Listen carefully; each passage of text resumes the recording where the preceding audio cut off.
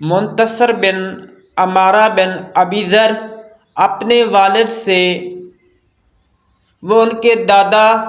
سے روایت کرتے ہیں کہ رسول صلی اللہ علیہ وآلہ وسلم نے ارشاد فرمایا، جب قیامت قریب ہوگی تو ریشمی لباس کی کثرت ہوگی، تجارت بہت بڑھ جائے گی، مال و دولت میں اضافہ ہوگا، دولت مند اپنی دولت پر فخر کریں گے،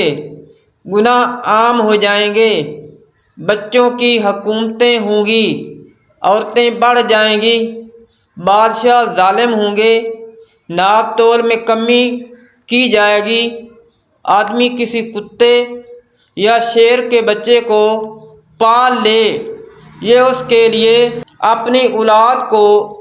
پالنے سے بہتر ہوگا، بڑوں کا احترام ختم ہو جائے گا،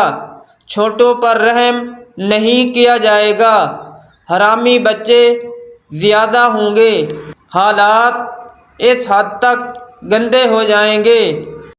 آدمی سڑک کے کنارے عورت سے زنا کرے گا، کوئی شریف آدمی ان کو دیکھے گا تو اس کی غیرت بھی صرف اتنی ہی ہوگی کہ وہ کہے گا تم سڑک سے دور ہٹ کر یہ کام نہیں کر سکتے۔ لوگوں کے دل بھیڑیے کی طرح ہوں گے اور اوپر لباس بھیڑ کی طرح شریفانہ ہوگا، یہ لوگ اس دھوکہ دہی کے زمانے کے شریف لوگ ہوں گے۔ مستدرک امام حاکم، حدیث نمبر